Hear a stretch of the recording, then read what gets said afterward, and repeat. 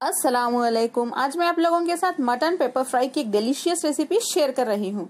आप इसे काली मिर्च गोश्त भी कह सकते हैं। बस ये 5 मिनट में बनाएंगे हम। तो चलिए इस मजेदार रेसिपी को बनाना शुरू करते हैं। सबसे पहले हम गोश्त गला लेते हैं। मैं यहाँ आधा किलो गोश्त ले रही हूँ। गोश्त के छोटे छोटे पीसेस कर लें। इसे हम प्रेशर कुकर में डाल देते हैं। नेक्स्ट इसमें डालिए 2 टीस्पून अदरक लहसुन का पेस्ट, नमक 1 टीस्पून या अपने टेस्ट के हिसाब से आप डाल सकते हैं, हल्दी 1 टीस्पून। इसमें हम 1 कप पानी डाल देते हैं। इसे अच्छे से मिक्स कर लें। इस पे लिड बंद कर दें और हाई फ्लेम पे 1 विजिल यानी 1 सीटी आने के बाद फ्लेम को लो पे रख दें और लो फ्लेम पे इसे बस एक 10 मिनट के लिए गलाएं। गोश्त गल जाएगा। अगर नहीं गला तो फिर से थोड़ी देर के लिए गलाएं, लेकिन एक 10 या 15 मिनट के बाद ओपन करके देख लें। ये ना हो कि गोश्त ज्यादा गल जाए। और गोश्त गलने के बाद इसका पानी कम्प्लीटली सुखा लें यानी ड्राई कर लें।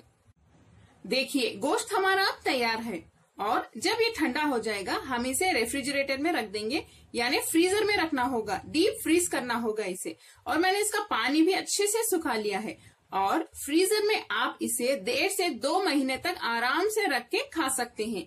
जब भी आपको कोई भी मटन की रेसिपी बनाना हो बस फ्रीजर से गोश्त को निकालिए, उसको रूम टेम्परेचर पे आने दीजिए और आपकी मनचाही रेसिपी बना लें। पैन में हम 1 टेबलस्पून घी गरम कर लेते हैं। आप चाहें तो तेल का भी इस्तेमाल कर सकते हैं। नेक्स्ट हम इसमें 1 टीस्पून अदरक लहसुन और धनिया के पत्तों का पेस्ट डालेंगे। थोड़ा सा क्रश करके डालिए, ज्यादा बारीक ना पीसें। फ्लेम को हाई पे रख के इसे सॉटे कर लें। इसे जलने ना दें। इसे 1 मिनट के लिए फ्राई करने के बाद हम इसमें 2 कटी हुई हरी मिर्च डाल देते हैं। इसे भी सॉटे कर लें। इसे 10 सेकेंड के लिए सॉटे करने के बाद हम इसमें करी पत्ता यानी करी पात डाल देते हैं। नेक्स्ट हम इसमें थोड़ी सी प्याज डालेंगे यानी 1 टेबलस्पून जितनी प्याज डालिए। इसे भी अच्छे से सॉटे कर लें। फ्लेम को मीडियम पे रखिए।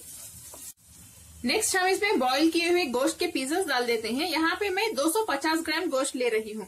जो बाकी 250 ग्राम है उसमें मैंने क्रिस्पी मटन फ्राई की रेसिपी बनाई और वो अपलोड भी कर दी है, जरूर देखिए। इसे अच्छे से भून लेते हैं। फ्लेम को लो पे रखिए। अभी इस तरह से गोश्त को बॉईल करने से बहुत ही आसानी हो जाएगी हमें और ये रेसिपी यानी मटन पेपर की रेसिपी बस 5 मिनट में तैयार हो जाएगी। अब मैं फ्लेम को हाई पे रख के इसे 1 मिनट के लिए अच्छे से भून लेती हूँ। इस रेसिपी को आप घी में ही बनाइए, बहुत अच्छी खुशबू आएगी इसमें। देखिए अभी से कितनी अच्छी खुशबू आ रही है। 1 मिनट हो चुका है। अब मैं फ्लेम को बंद कर देती हूँ थोड़ी देर के लिए। फ्लेम बंद करने के बाद हम इसमें 1 टेबलस्पून दही डाल देते हैं। इसे अच्छे से मिक्स करने के बाद फ्लेम को स्विच ऑन करें। अब हाई फ्लेम पे हम इसे अच्छे से भून लेते हैं। दही की कच्ची बू जाने तक इसे ऐसे ही भूनते रहिए।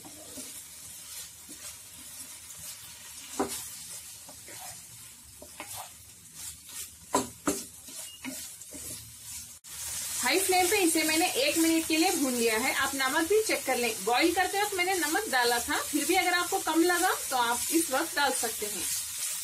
नेक्स्ट हम इसमें काली मिर्च पाउडर डाल देते हैं।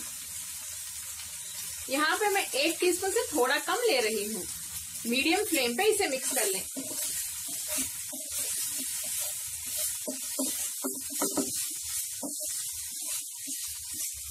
आखिर में इसे हम थोड़े से धनिया के पत्तों के साथ गार्निश कर लेते हैं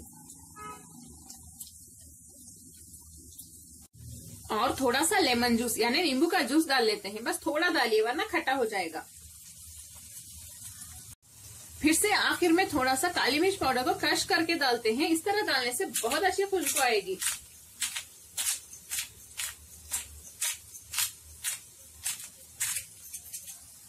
चलिए इन सभी को मिक्स कर लेते हैं।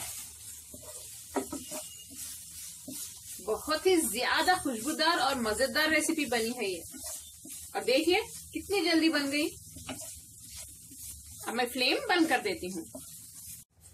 देखिए हमारी बहुत ही ज्यादा मजेदार मटन पेपर फ्राई या आप इसे काली मिर्च गोश्त भी कह सकते हैं, इसकी रेसिपी अब तैयार है। कितनी सिंपल और इजी रेसिपी है। आप लोग गोश्त को बॉईल करके रख लें तो देखिए बस एक 5 मिनट में ये बन जाएगी। इस बकरीद आप इसे जरूर ट्राई करें। कमेंट्स में जरूर बताएं आपको मेरी आज की मटन पेपर फ्राई की रेसिपी कैसी लगी। अगर आपको मेरी रेसिपी पसंद आई तो प्लीज मेरे चैनल कुक विद फेम को सब्सक्राइब करें और बेल आइकॉन भी प्रेस कर दें। लाइक करें और इस वीडियो को अपने फैमिली और फ्रेंड्स के साथ शेयर भी करें। अस्सलाम वालेकुम।